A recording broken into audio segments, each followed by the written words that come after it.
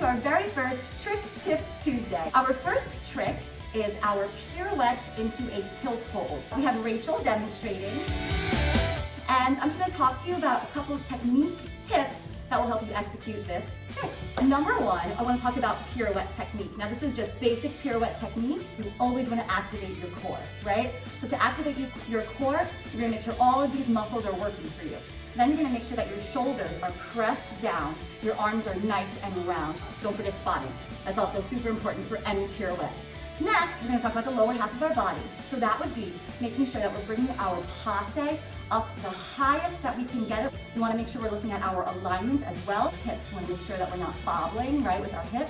We want to keep our hip as if it was a ruler, and our hip bones are going to be flat like that. Next, obviously, you hear this a lot at the DPDC, point your feet or stretch your feet, right? Lengthen your ankles. We talk about that technique constantly. So really make sure that you're pointing as hard as you can in that right leg passe. We want to make sure that our left knee, our bottom leg, is fully straight and that we are on the highest possible releve. If you lock your ankle all the way as high as you can get, you're going to have stability. There's going to be so much less wobble. Your pirouette's going to be beautiful. Next part is obviously the tilt. So for any tilt, we want to make sure that we're turning out our bottom leg, of course. We want to make sure we're stacking our hips, right? So our hips are going to be stacked up like that. Just like when we practice some balances at the center in our warm-up, we always make sure I tell you to bring your knee up first before extending something. It's the same thing for a tilt. We're stacking those hips, bringing the knee up, then extending.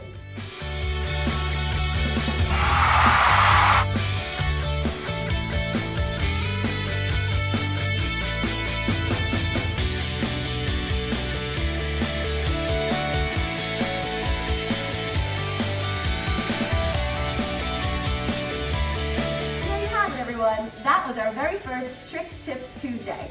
Make sure that you stay tuned for week 2, where we'll feature another cool DPDC trick.